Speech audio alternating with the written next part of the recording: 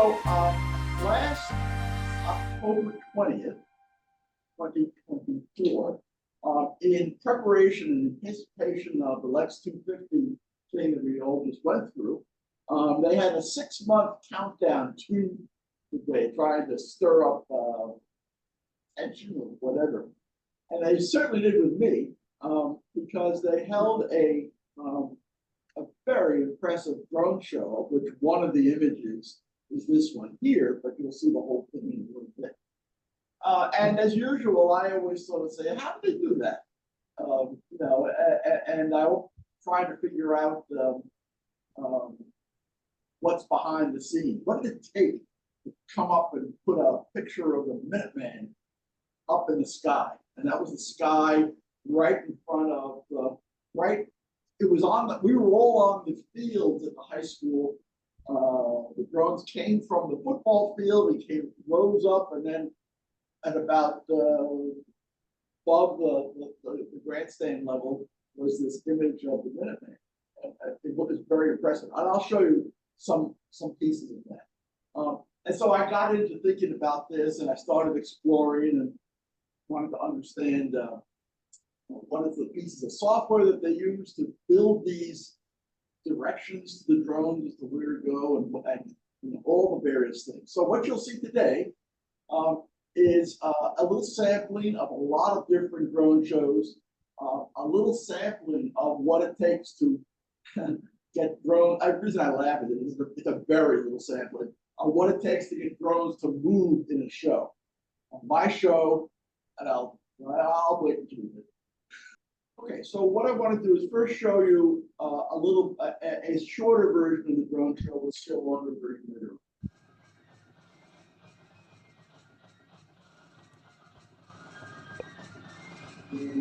Hello, my name is Steve Connors. I'm with the Lex 250 Commission. I'm also a member of the Lexington Minutemen. And this evening, we are marking the 6-month milestone countdown to April 19th, 2025, the Lexington's semi-quincentennial anniversary of the Battle of Lexington. To mark this historic 6-month milestone, Leslie and Colin Mason sponsored this event this night, the Drone Show, a drone light show of 400 drones flying in synchronous orbits over the Lexington center fields, in a lot of history of Lexington being displayed.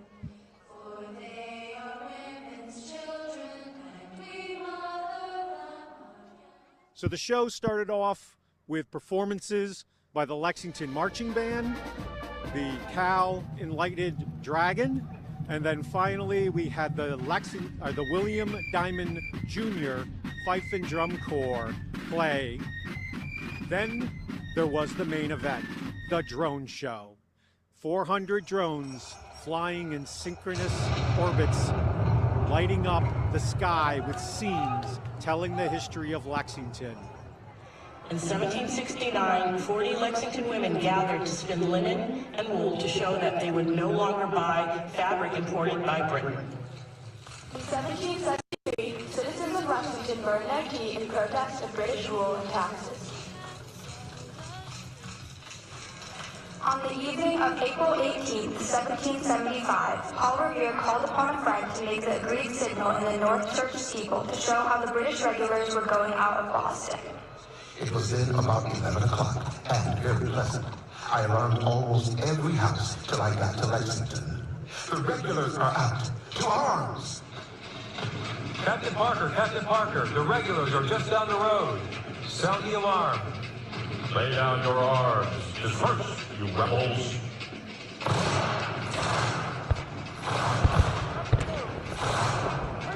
The battle is over. 8 colonists lay dead. The first shot has been fired, and the war for American independence begins.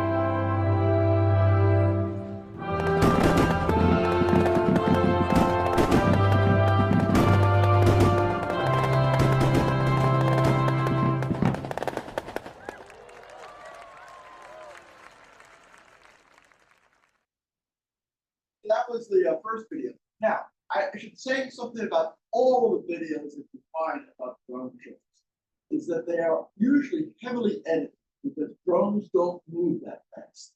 So you saw a couple of the examples in that one where they went, bang, they showed one thing and then bam, showed another. That is not how it happened.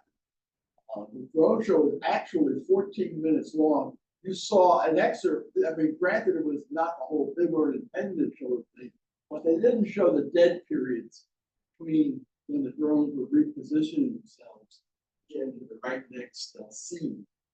And that's and everybody does this in the drone video world.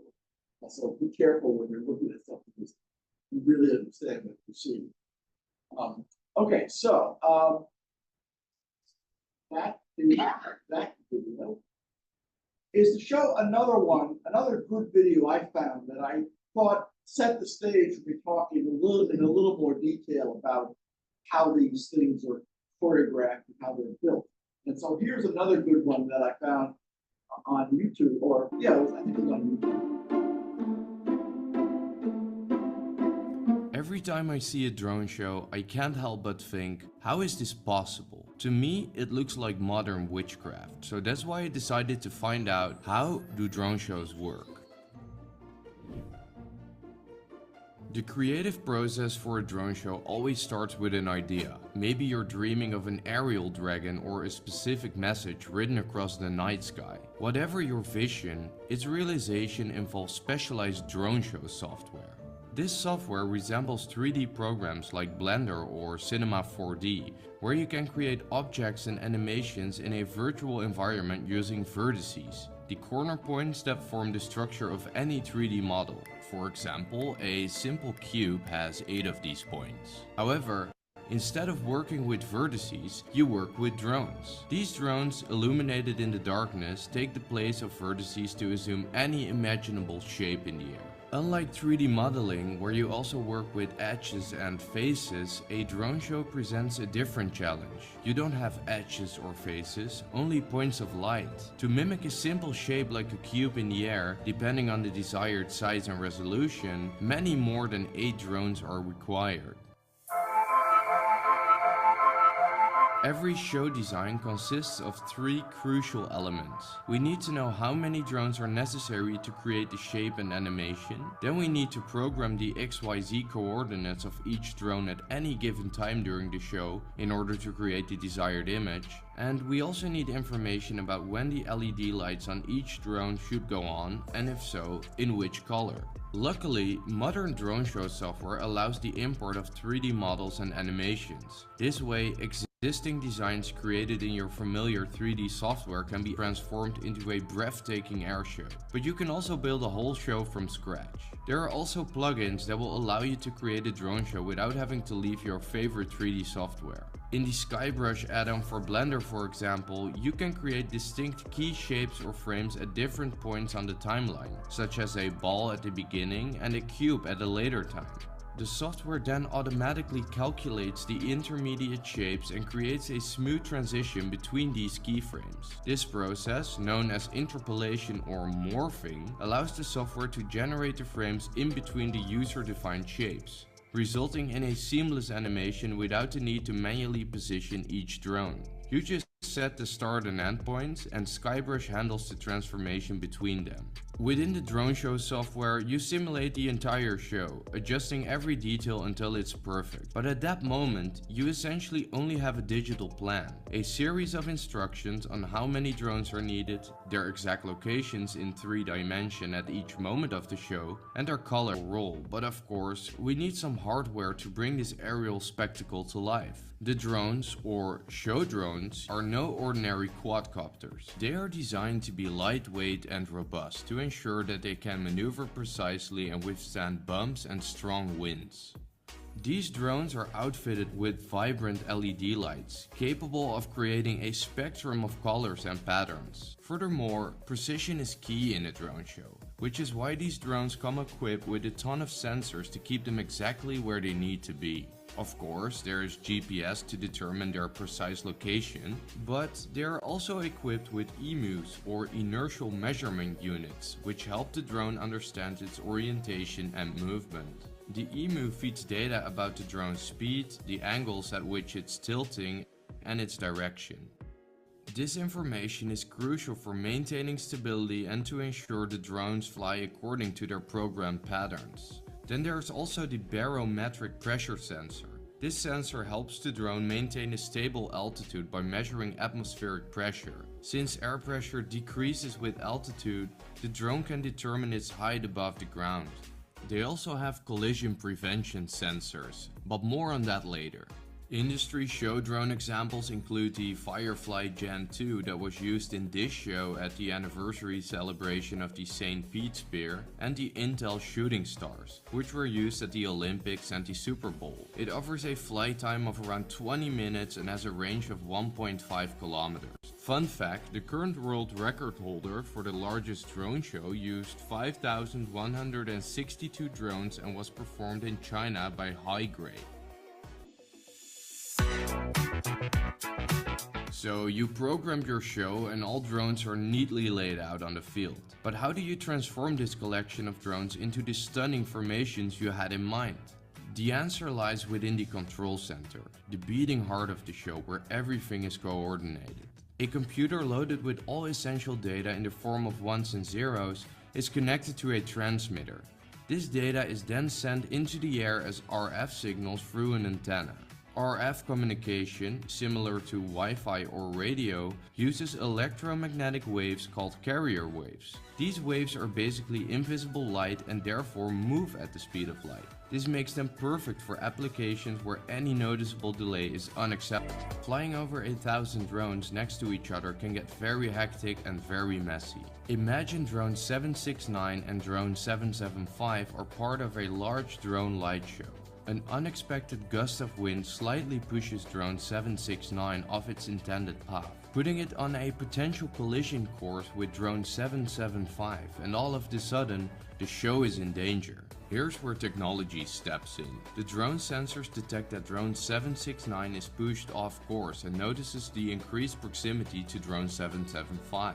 The control system receives data from the GPS and obstacle detection sensors. Advanced algorithms then process this data in real time. It immediately calculates alternative routes to avoid the collision.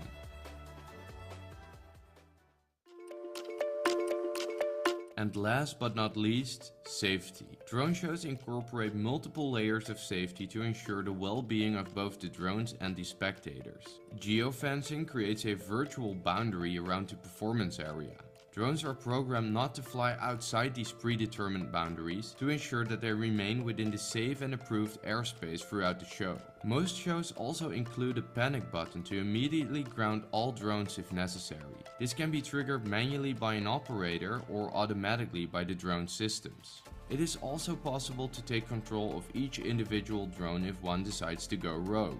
In summary, the key steps to a successful drone show include conceptualization, detailed design in specialized software, effective RF communication, precise identification through UIDs, rigorous collision prevention strategies, and of course, safe landing protocols.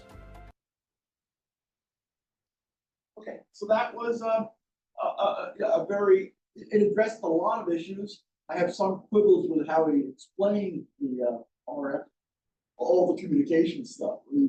I cut out some of what he was saying because I just couldn't take it. That's sort of video version of how this all works. What I'd like to do now is go back a little bit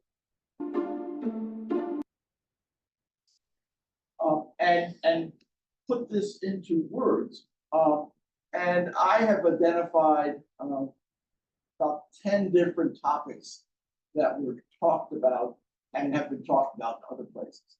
The first one is concept development. And if we think about the Lex 250 phone show, they clearly wanted to have the concept be the Battle of Lexington and all the things surrounding it, but they also had some other things about Lexington, in particular, the Lex Seeger Monument, some of other events, a lot, but most of them were related to the Revolution. And so that was what they came up with to begin with. The second thing is, okay, so you got your theme, how are you going to tell this? And this is no different than any other creative expression. There's the storyboarding idea. Let's get the basic flow of the whole thing down. Then there's a question of how do you illustrate those frames of the storyboard with the animation that you can do with drones. And, you know, this will also determine how many drones you might need, because something, you know, there's no question that drone shows can't have enough drones to create the sort of resolution that we've come to expect with everything these days. The fourth point is the soundtrack. The soundtrack at the Lex 250 show was excellent. And the reason it was is that they, well, for several reasons, they basically used locals with a lot of knowledge about what the sounds were and a willingness to go out and record the sounds if they didn't have the standard. So, for example, Stephen Connors, the guy who talked at the beginning there, told me that he and another Minuteman went out to, I guess it was the national park, and had a recorder, and they recorded the sound of moving a cannon to get the crunch of the wheels on the gravel that was traveling over. Put that into it. Sound actually was one of those things where they forgot to do it. As in they came to do it within 2 weeks of show day, and they suddenly realized that they had a lot of work to do with the sound, but they did terrific job. And I'll show you a little bit how they actually pulled that all together.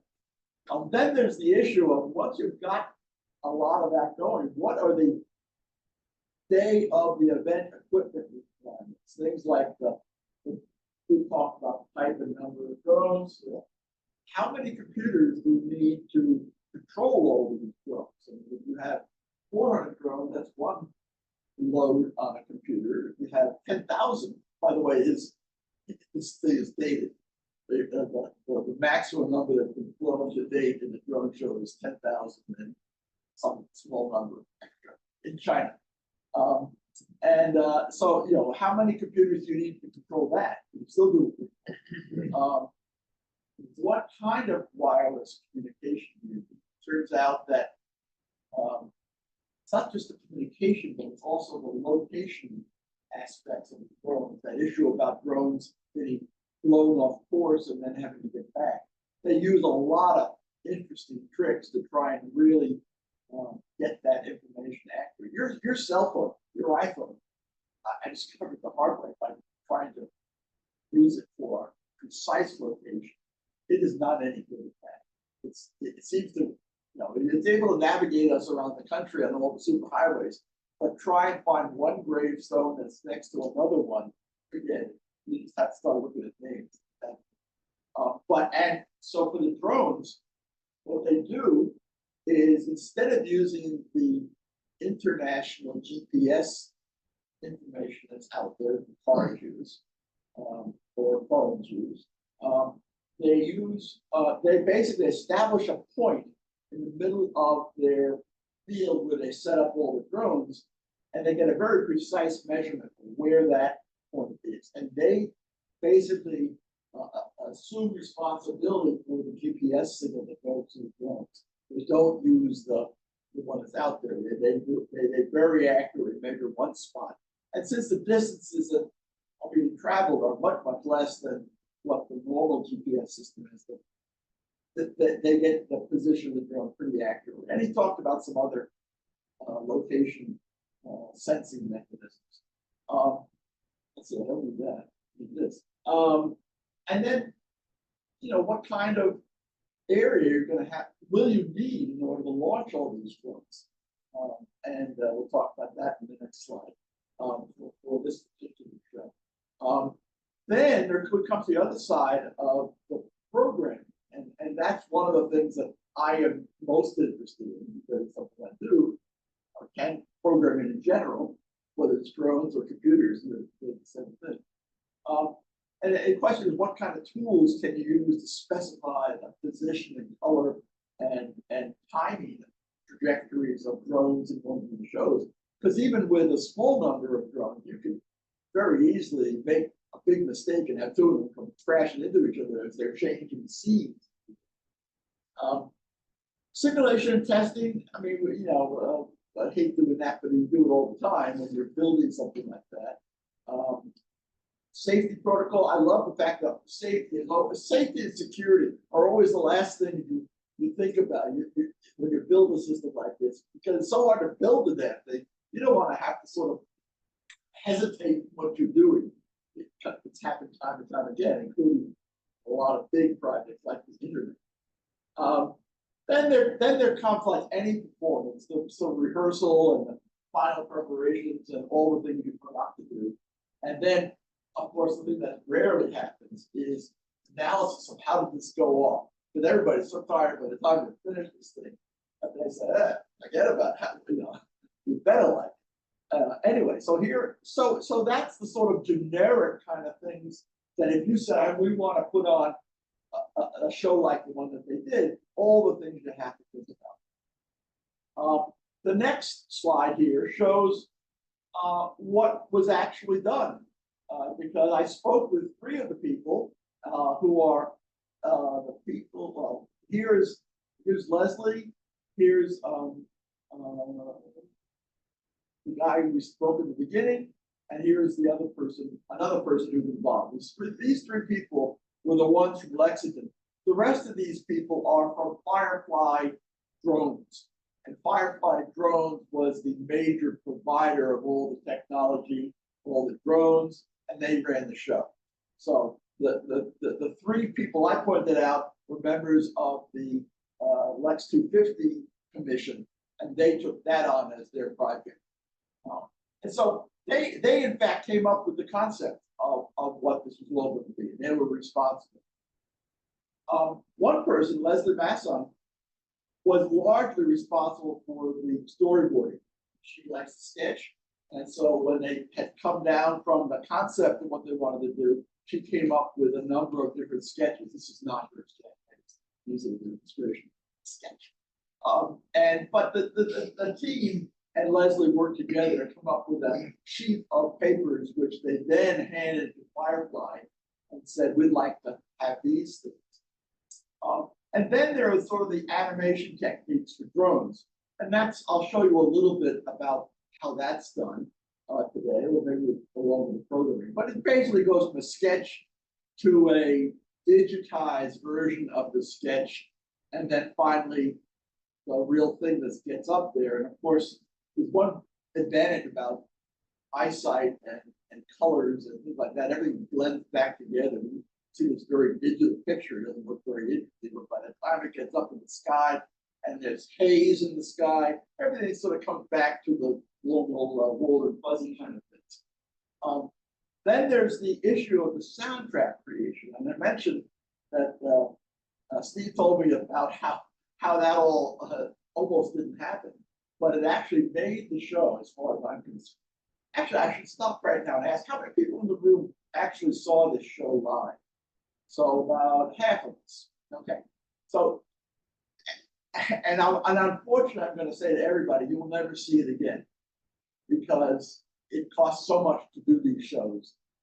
That my suggestion, gee, wouldn't it be great to do this on, say, the Friday night or the Thursday night before the battle a couple of weeks ago? And they said, yeah, that's a nice idea. However, well, I'll show you a little bit how much these things cost. But anyway, the soundtrack was a labor of love. They got a lot of people involved in it, a lot of high school students, Minutemen firing their shots actually live during the show. That was not part of the soundtrack. That was just guys tripping it off. Yeah, they like to do that. The fifth item, one of the requirements, well, they landed on 400 Firefly custom drones, which is here. Here's an example of one. And I can't emphasize how much different these are from anything that you could either would afford or could afford. And especially when you start multiplying it times 400. The 400 is a small number of drones for the drone show. But the Firefly has this, this is what they do for a living. So they have all the logistics of packing up 400 drones or 800 drones and all these heavy, uncrushable cases and shipping them to whatever part of the world they're going to give the show at. So they're real professionals doing this stuff. So Harry, when you say Firefly custom drones, these are stock drones that Firefly has in their inventory, but they're custom to Firefly. They design and build, yes, and they maintain them too. I mean, as in they will have drones that break and all that kind of stuff. So they're proprietary to Firefly. Very much. There's a lot of proprietary stuff. Of course, this is the early days of it's early in the United States. It's not so early in China or Eastern Europe, which is where you see most of the interesting developments coming out. We are certainly not believers in this. Harry, Yes. 400 drones are going to be participating. There's going to be a certain rate of potential unavailability from the very beginning and maybe later on. Do they have backups? I'm sure they do. I don't know for a fact, but they can easily substitute one drone for another one. They're really very fungible in that regard. So I'm sure the safety, for their own safety of being able to do their job, they have extra ones there. And I'll show you in a couple of the videos, one or two of the drones falling out of the sky, which is, how that. I know they have 400 drones in one of these cases that they ship them in, and so I'm assuming that if they have 400 in one case, they're probably not going to bring 800, but maybe they have a small case for reserves or something like that. I'm sure they have spares, and I know that every time they put them out, I mean, they come the day before the show, and the morning of the show, since both shows are at night, they start early and start laying out the drones and test them and make sure they're getting the right response and stuff like that. So it'd be like anybody who is in the performance arena knows that they have to do a lot before and have some spares and backup actors and all those kinds of things apply to this too. That's a good question. So how many computers were in control? There was just one computer that was controlling the 400 drones that we had. The type of communication, I searched Firefly's website extensively, and that they just sort of went silent when it came to time talking about all the things they do with their communication and their location. That clearly is something that they value very much as their intellectual property. But we have to know certainly what frequencies they're using. I mean, you can look at the antenna. And absolutely. There's no question that there are very well-known improvements to wireless communication to get the kind of response and accuracy, mostly in positioning, that they need. And you can guess that they're using a variety of, there's several of them, and I don't know what they all are. I've tried at one point to list them all, but there's a number of different improvements to standard old Wi-Fi that we use in our homes that they use to get a more accurate signal, and mostly the location stuff. But are they using a licensed frequency, or are they using the unlicensed spectrum, the ISM band? I don't really know what they're using, to be honest with you. Somewhat because they don't talk about it, but other places do talk a little more about it, and they clearly don't necessarily go in the normal range of things. These guys are professionals at contacting the local authorities that are in control of all these things and are doing the proper applications, and I'll talk a little bit more about that.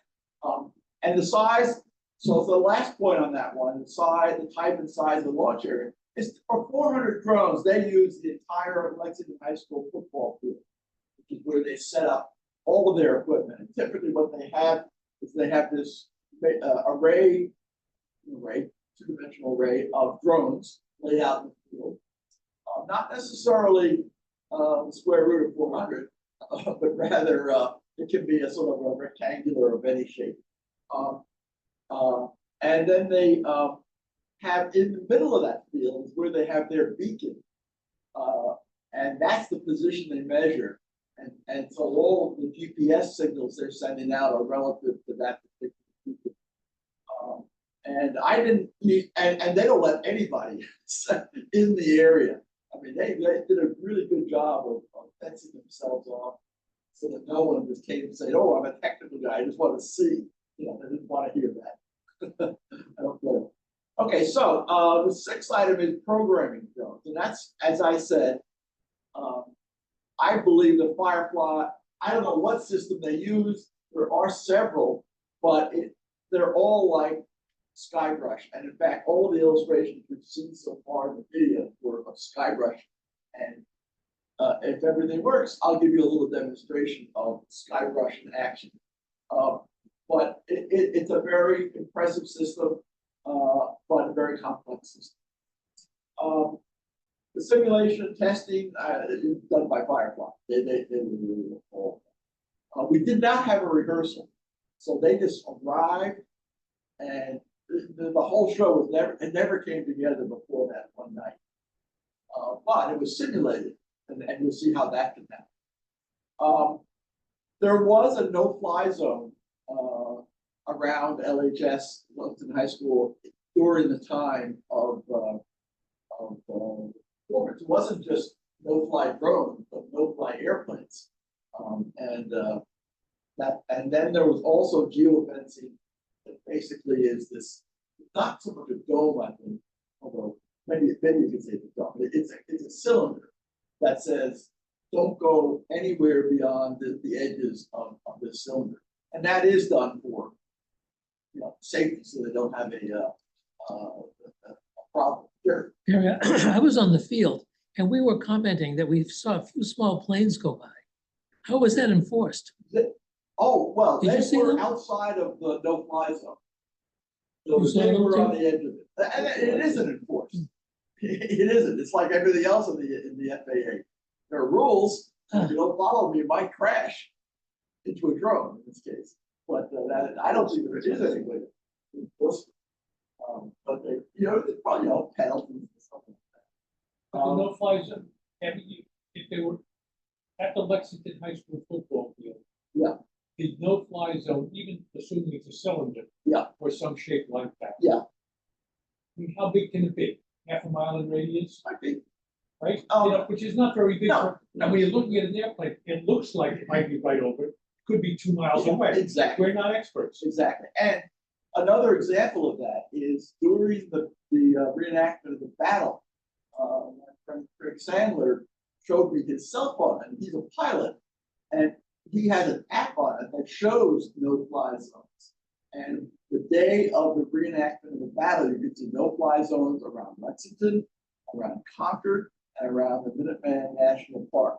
So there was, these things happen apparently all the time. We don't even know it.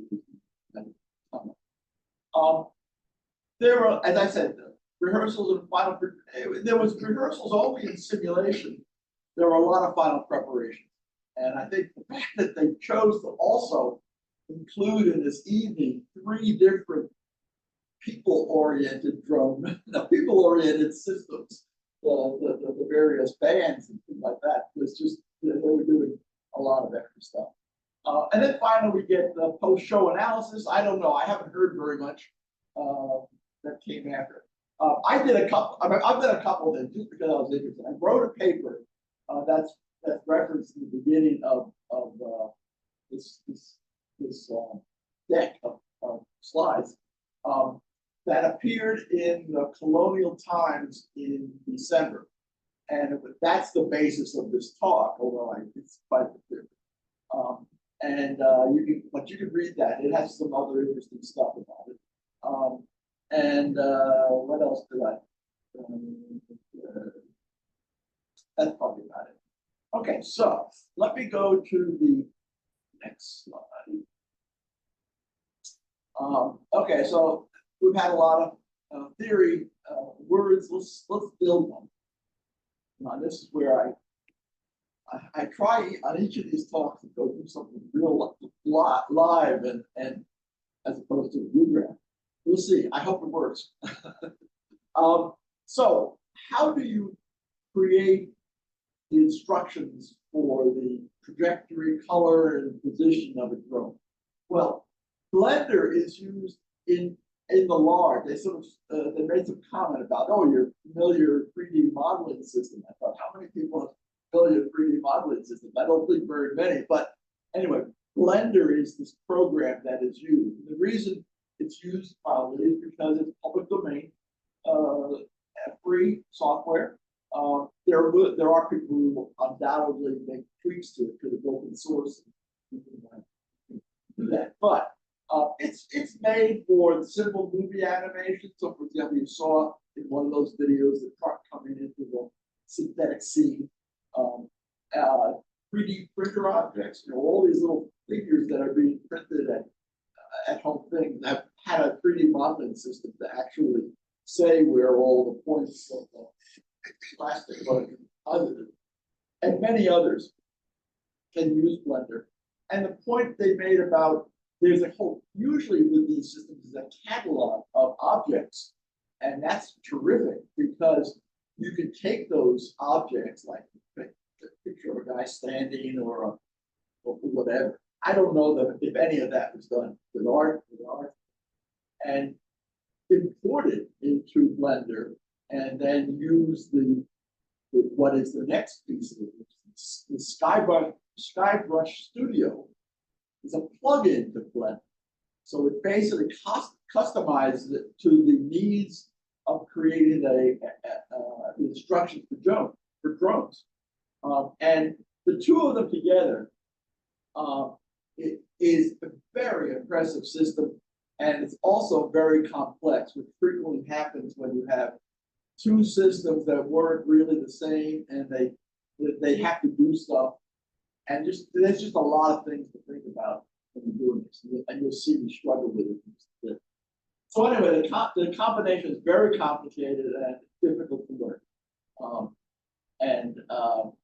there could be a way to make these systems of building the instructions for the drone simpler if you were to just focus on the job at hand. But there's probably a lot of stuff in Blender that you don't need in general for drones. But the question is, why would anybody be motivated? By the way, this is a screenshot of Skybrush Studio and Blender at one point, and you'll see enough of that same screen in another slide. But why would anyone want to simplify this? Because Harry, how much autonomy do the drones have? Do they keep on sending them constant positional information, or do they send them every once in a while, and then, like you do with the high definition television, you have a master frame and then you project forward from it? Well, I believe they're sending them packets of instructions, and they're just sort of chewing off one instruction, doing that, and going to the next one. So I think there's this constant stream of instructions going to them. They also do have some autonomy that they talked about, which is if they detect themselves that there's a problem, a collision problem, they will indeed go around it or try to go around it or something of that sort. I'm not sure what centralized and what is autonomous in the drone, but I suspect an awful lot of it is centralized. It's just so much easier to do it. But that's the reason for why you need all these multiple ground stations as the thing scales, which is sort of not very logical, really, because if the amount of information that you need to send is much less, then you don't need all these extra ground stations. You just have one ground station and I'm not just sure send them. there are so many. I've never heard anybody say that the ground stations are an issue. It's just that they have to be done correctly. I don't think 10,000 communicating with 10,000 things these days is not. I mean, it's hard, but I don't think it's not. It's not an outrageous load on the equipment. Also, you have to realize that with what you're saying, I have to suspect that there's two-way communication. Because if a drone decides to take independent action for what collision avoidance or something else, you got to tell somebody, I'm doing this. It may be just that they get back to the base, to the home office to tell them, hey, I'm about to crash into somebody. And then the home office tells them what to do. I don't know how that's done. Right. Yeah, I mean, that would be interesting to find out, because obviously if you have a 1,000 drones and you do 1,000 updates, per second, that's a lot of data. If you can do if you can do 1,000 updates a minute, that's a much more manageable amount of data flow. Let me move on, because I'm going to run out of time if I don't. Okay, so the point being, there's not going to be a lot of improvements to make these things easier to use, because the budget for even doing what I did it for free. And that's about it, but I'm never going to be able to take a program I did and buy 400 drones or rent 400 drones, at least in the current way these things are produced. So it's really a sort of an interesting exercise, and I still would do it, just only for to watch the viewer. Ooh, I did that. But they're not. And so I did a little analysis, or I asked one of the chatbots to find out the answer to this question. How many drones? How much they cost to actually put on a show is the question. And you can see it's for the one that we did. It was somewhere between. It was certainly not $80,000, but I don't think it was as high as $200,000. But it was close. So I mean this is a simple one. Some of the ones you'll see in here are 2,000 drones, $1.4 million, 10,000 drones, $7 million to do it plus. I mean, so this stuff is not like fireworks. Fireworks is cheap compared to some of the expense of this, but it's really not meant for one-time activity. It's meant for somebody deeply in the business that is charging bucks to get to this is do that. And then that's plus the external costs, security, and all the other things that you need to go with it. Oh, absolutely. The Lexington Police Department and Fire Department and Lex Media were all there, donating their time to the event. We all paid for it. Can you give it a ballpark what a regular fireworks costs? Oh, I think fireworks are like $15,000 for a good one. Who owns the drone show material after the program is finished? If Lexington said we want to do it again next year, do they start from scratch, or they just pull it out of the can? I do know one thing is that they reused some of the figures. The same company reused some of the figures when they did a Boston 250 show over, I don't know, Charlotte or something like that. So it's possible. I don't know whether we had the rights to anything that was developed or not. And that's a typical kind of thing that creative companies will negotiate as to what the terms are for that. Okay, so I have you want me to go back? I give you a little bit. No. Oh, okay. I was interested in the Keystone. Oh, yes, thank you. Please take away. So Skybrush is a full-fledged system produced in, as I said, in East London segment. It is produced by some Eastern. The focus of it is Eastern Europe, in their organizations that do these shows. But it is done as open source system, so they have a bunch of programs you can download. So these programs run right on my Macintosh, and So there's two ones that I'm going to show you today. One of which is Skybrush Studio, which is the when you saw the gray images up on the screen, that's what Skybrush Studio is. And that's the one that basically decides the motion of the drone, the colors of the drone, the timing of that, all of that. The second one is this smaller program, I guess, but it's a very nice one, which is that after you're finished doing your work, you write it out. You write it out as a SkySea file, .SkySea, which is the standard representation for the motions of drones in these drone shows. And so there are two very nice programs that I'll show you.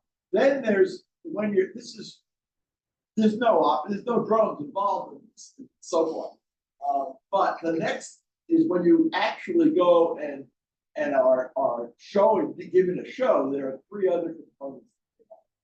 This is the major one, which is the one that actually issues the commands to the drones. And then there are a couple of other ones that are sort of backing up the main guy. You have it controlling the ground equipment, but it's how it's configured, I guess.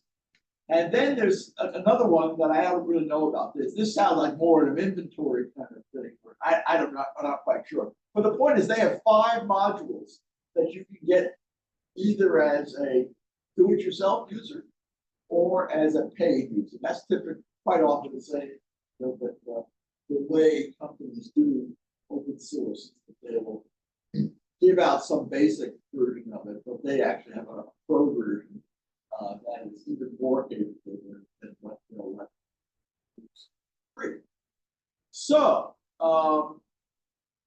so I said once if you get to actually present the real show, you have some other major pieces of software to use. Okay, so here's where we come into the part where I'm going to show you some of this stuff. And so for that, I have to actually get another program to run. Okay, so now you are seeing Blender with the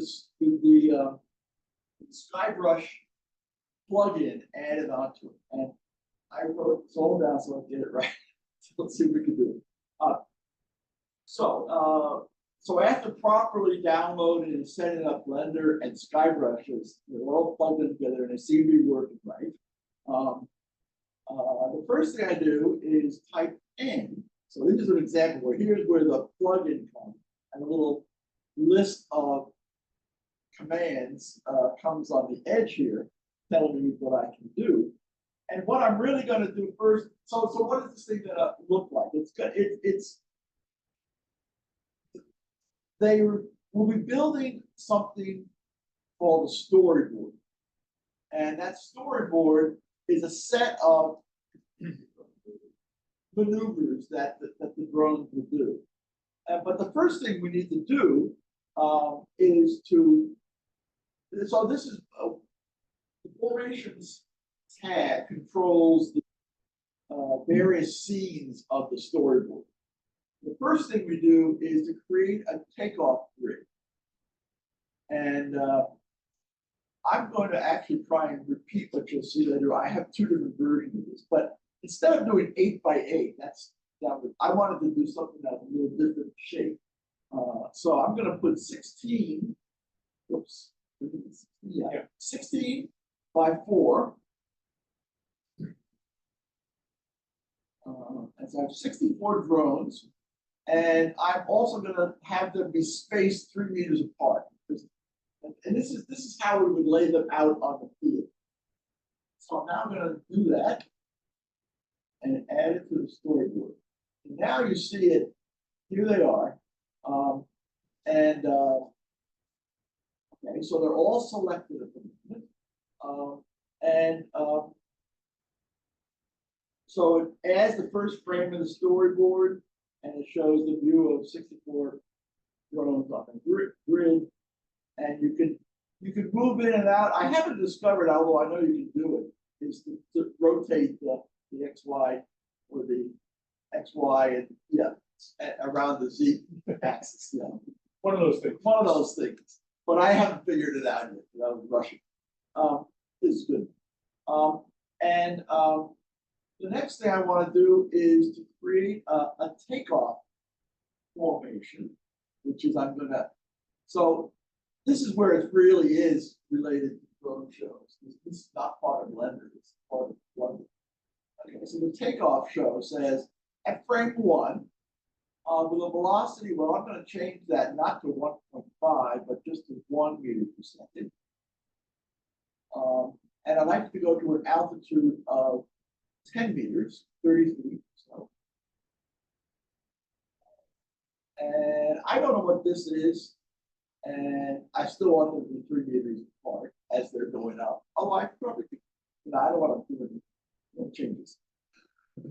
And so I will put that into the, okay. Now you can see what is added to this diagram is an indication as to where each of the drones are going to go if this takeoff is executed. Let's see. So,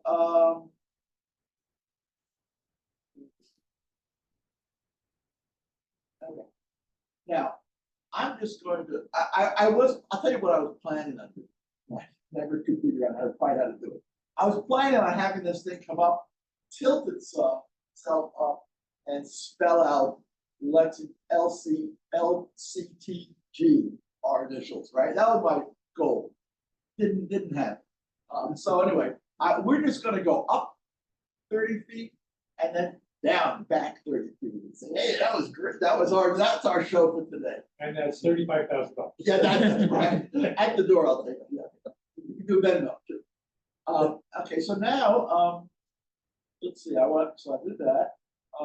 They're going to go back to the ground, and let's just see how this goes, because the timeline on this is down here, and I can just sort of move this across, and we can sort of watch the drones go up.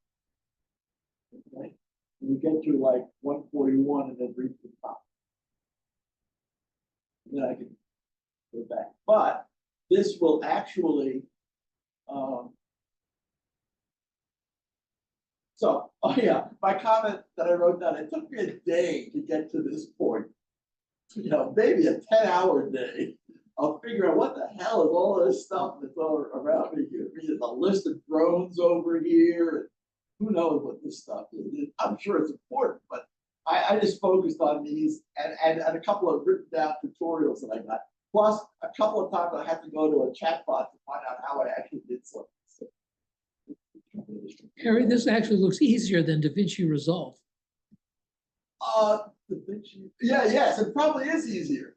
Maybe. Because I use DaVinci Resolve, so I know. I haven't done anything with changing positions of things, like other than just up and down. So there's, all these things have all sorts of possibilities. Well, there are probably many instructional videos, but I know DaVinci Resolve, there are 10,000 videos on YouTube.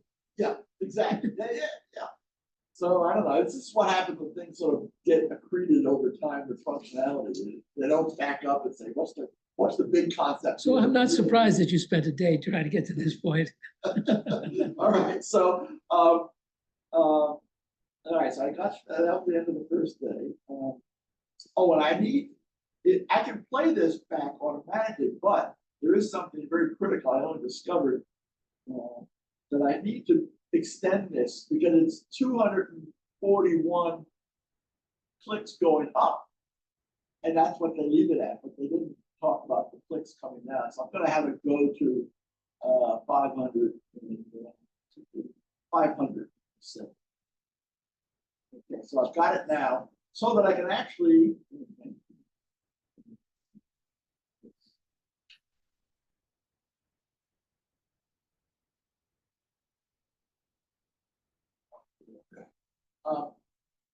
So now I can say, okay, go back to,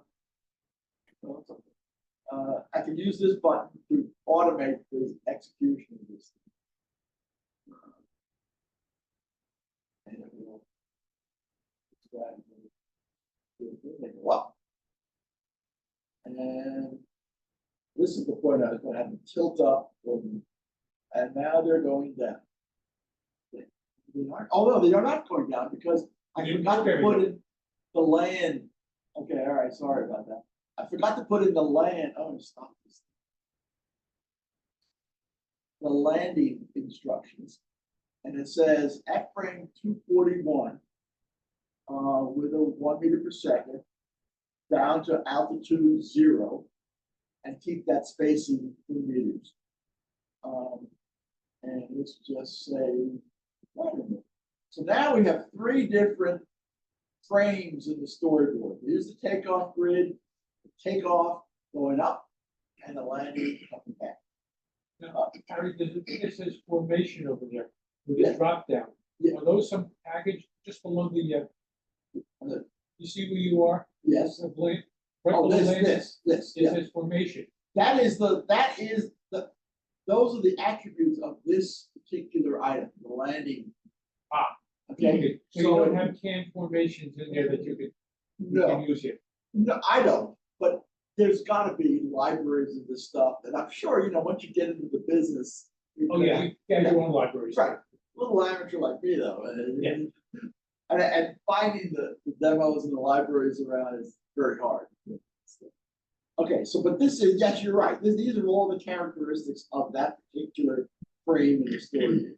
Harry, how do they define 0 altitude? Supposing you do it not on a flat surface like a football field or a parking lot, but on the side of a hill or something. Hey, Ted, I'm gonna answer without Harry doing it because I think it's right.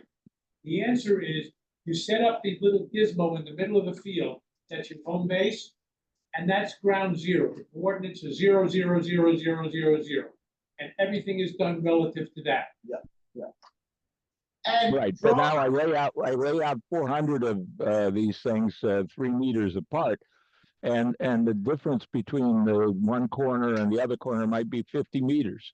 Right, so the initial start of that zone in the far corner is plus 50 meters, and the initial start of the zone in the opposite corner is minus 50 meters. So I have to survey the site in advance then.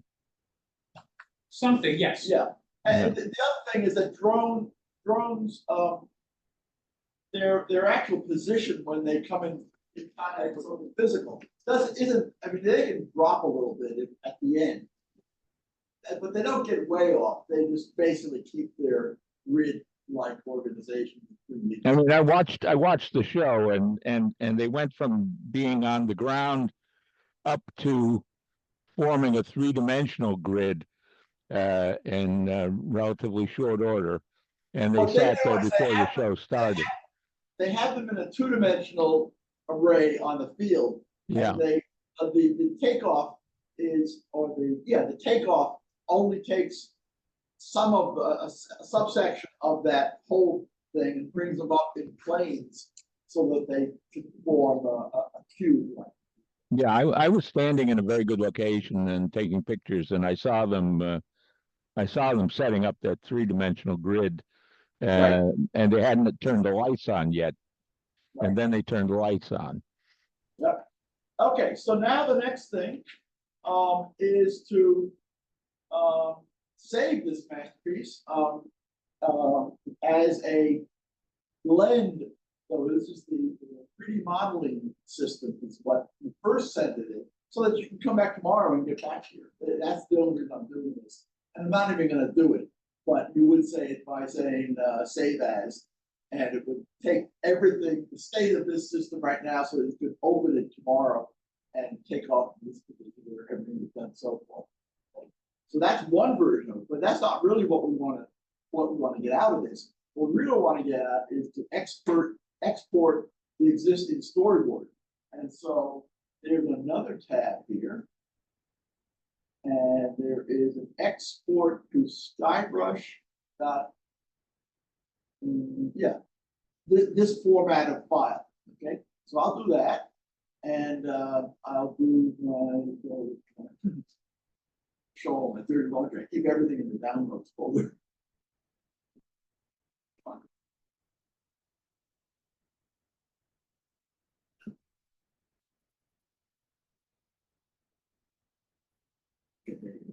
And then here is we don't see your download folder.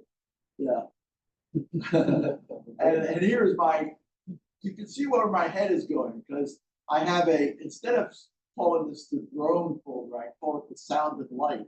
That's really what it is. And you'll see that I have a couple of other ideas of other topics to talk about. Drone shows is one of them. We don't see any of what you're talking about. Oh, you don't see? No. Oh, you're not seeing any of that? Oh, sorry. Well, you don't need to see. No, exactly. Exactly. Move right along. Yeah, move right along.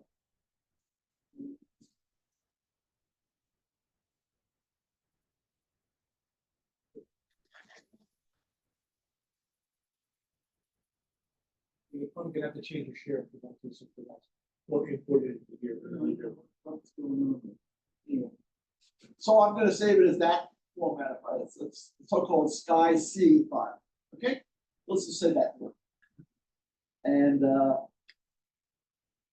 next, I'm going to switch over to another program, which will take what we did and show you it visualized. Even though we've seen it a little bit in the schematic form, you'll see it shows it more lifelike.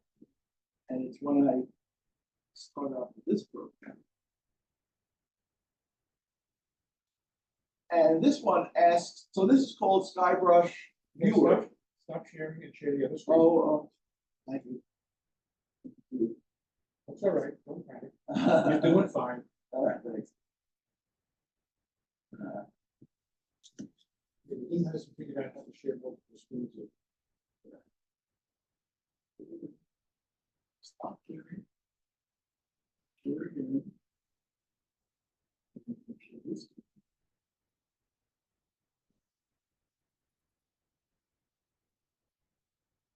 Now you see the SkyBrush, but this program is called Viewer, and it's going to ask me which one I'd like to show, and I'm going to show this one.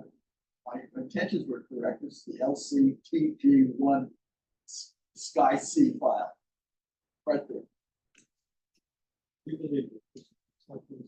Yeah, and here we all are in the Arizona desert, I guess. I don't know where this is.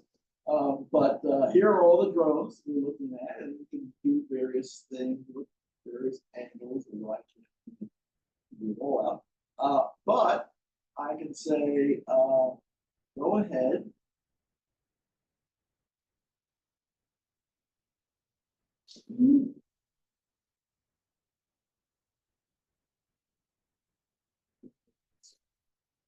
Go ahead and proceed your visualization of the instructions we just created. Segment. Now, again, unfortunately, you know, we said I was going to have to keep all this stuff. But it's going up, and now it's coming back down. And that is the show. Now, can you change the perspective that this is viewed at? I can. And in fact, I can do a bunch of things that I. Yeah, so for example, with this, I can say, hey, show it what it would look like if we did this during the day, and then just give you a different background. Okay, and you know, that's, I can imagine how they did that. You can do things, and I guess I haven't figured it all out. You can move this display around and see where you're going to be. And I believe you can even put your own, if you want to get real accurate, I could have put the LHS football field in this picture. In there, yeah. Yeah. But I haven't yet. I'm not sure. Okay. So that's the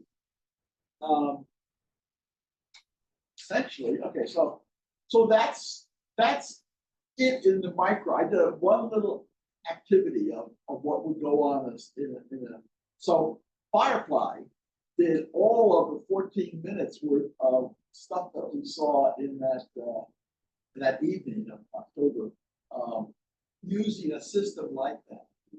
Now they have probably catalogs of things. So for example, all of the patriotic stuff, they clearly pull out all the time and reuse it all the time. And I haven't discovered how they do that, but I'm sure there's a module that you just introduce to the system. And you just continue to finish this plan with drone movements, colors, and timing for a real show. All you have to do is do it over and over for N days, where N is a large number. Okay, so we don't want to do that. What I'd like to do for the rest of the time is look at great drone videos, see what other people have done. Harry, is Firefly using this set of software tools, or they have their own? I don't know. I don't really know for sure. I've never really talked with them what they actually use to do this stuff. But enough people are using this, the huge users group and stuff like that, that they might be. I mean, I don't know. I don't know the answer to that. But this is open source stuff. Yeah. Yeah. So they can have a customized version of this. They take the vanilla and they just keep customizing it. Sure, absolutely. Okay, so where do I put that? Let's see. Here we go. So I'm going to stop sharing this. It's all not bad for a kid in his basement in Kyiv.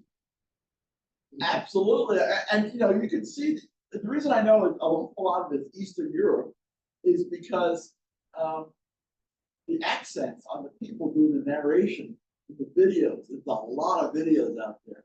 Almost every one of them has a Eastern European accent. If it isn't that, it's Chinese. Chinese are very big in this. Okay, so where are we?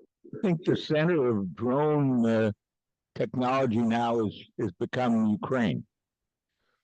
There's enormous amount of development work going on in Ukraine. Absolutely, I think for the unfortunate reason that they're in the middle of a war, this is my first drone show. As in, it was my first drone, and I took a video of it when I was trying it out on my porch. So this is a little. There's my first drone I ever had, little tiny thing. And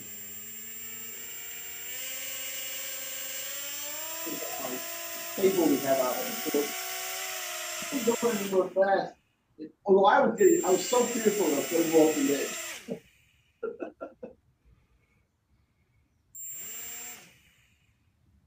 My rubber won't go off the edge.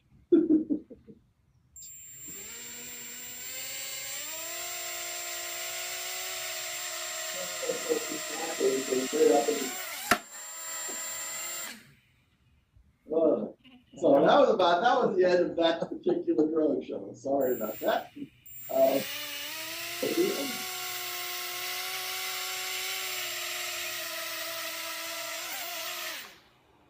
That's it. It's doing things you programmed it to do? I would know. He's controlling it. This is maybe 7 years ago. But this is still first time I ever did a drone. Oh, okay, so this is just you manually. This is it was in here. Yeah. Okay. Just to be clear. Yeah, I hear you.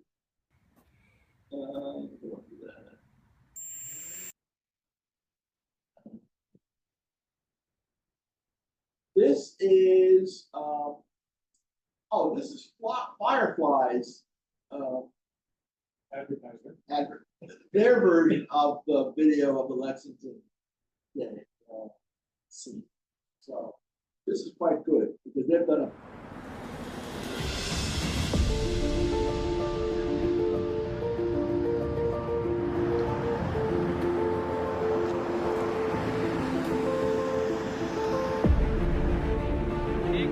so it was just a matter of time that they would have to independent.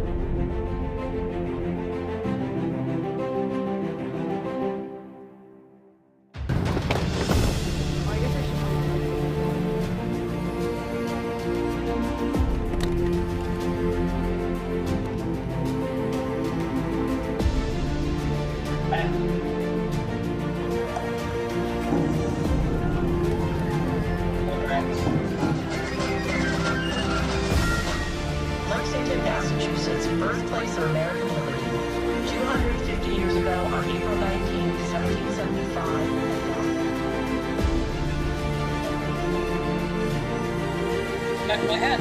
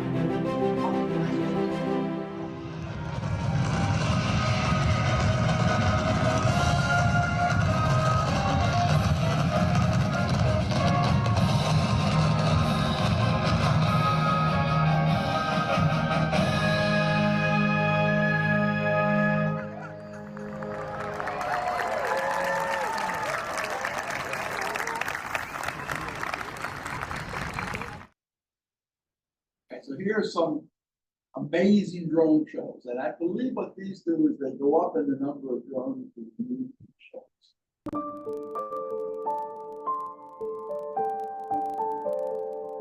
Humans have created many things to satisfy the human desire to touch the sky or fly.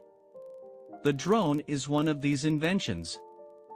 At present, the night sky is illuminated by drones in different countries of the world. In today's episode, we take a look at the top 10 drone shows in the world that have mesmerized us.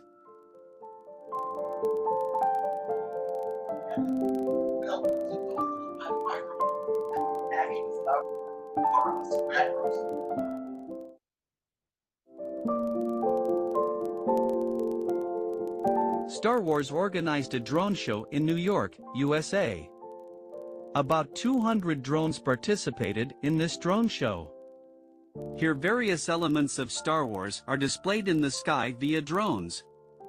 Hundreds of people participate in this drone show and enjoy the event.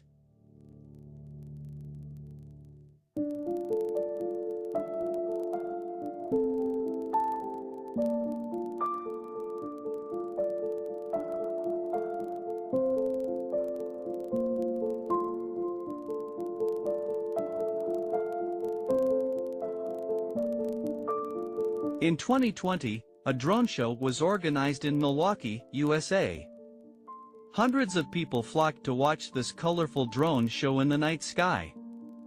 Around 200 drones are arranged to perform at this drone show.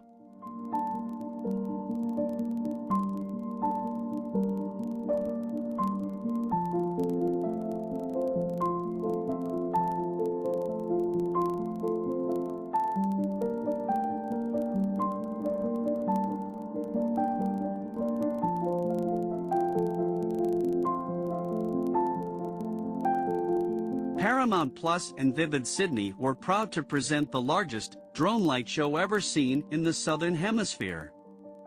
Perfectly synchronized, a fleet of 600 drones created a spectacular mountain of entertainment, shifting shapes and changing colors to recreate everyone's favorite characters, with the incredible background of the lights of Vivid Sydney. It was the day of May 29, 2022.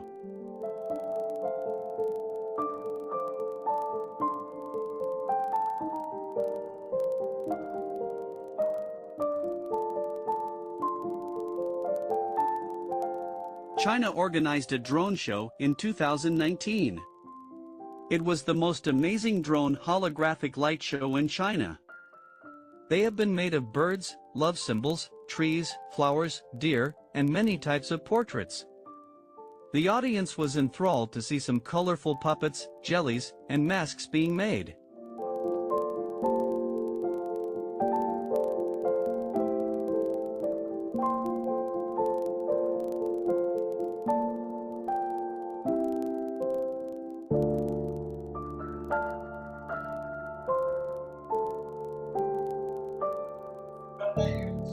A drone to take a picture of this car. It all moves a lot faster.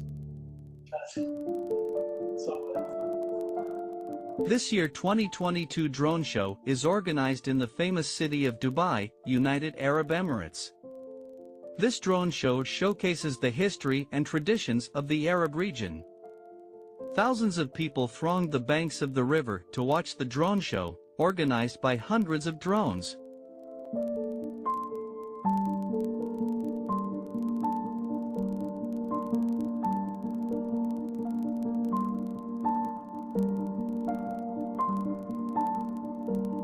A large drone show was organized in China in 2020. Thousands of drones perform at this drone show, attended by thousands of people. The various history and traditions of China are highlighted through the use of drones in this show.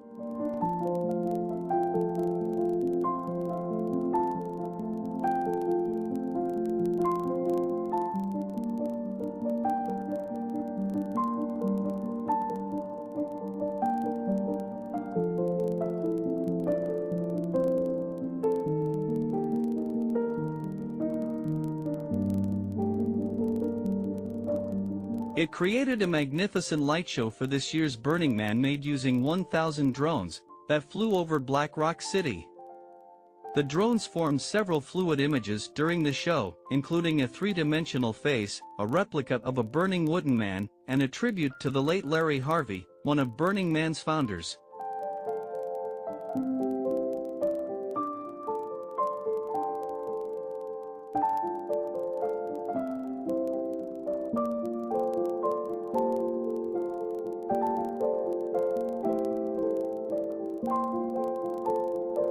A large drone show was organized in Russia in 2020.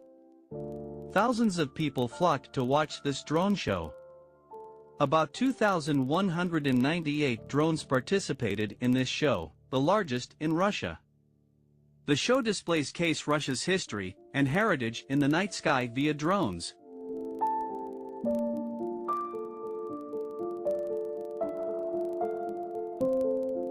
A drone show was organized in China in 2020 to enter the Guinness Book of World Records. The show was organized with the help of 3,051 drones. This drone show showcases various things in space. Thousands of people attend this show.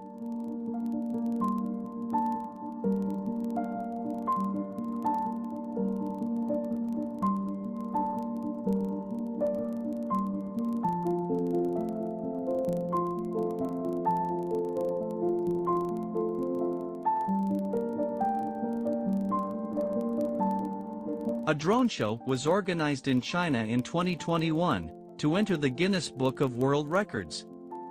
The show was organized with the help of 5,200 drones. Thousands of people attend this show. This drone show displays a variety of traditional Chinese items.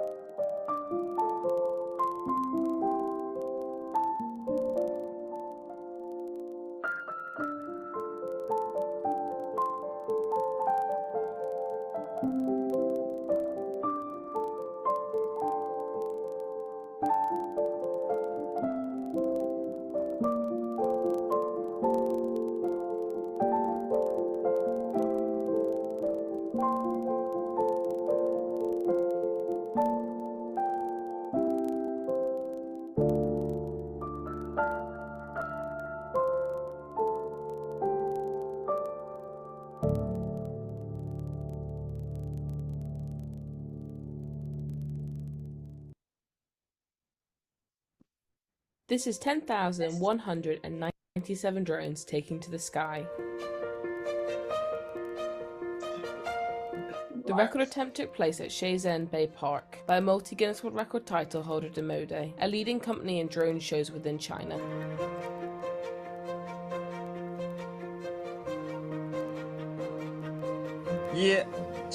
Despite setting the record the week prior with 7,578 drones, Demode decided to attempt the record again with even more drones. Every single drone in this attempt was controlled by one single computer.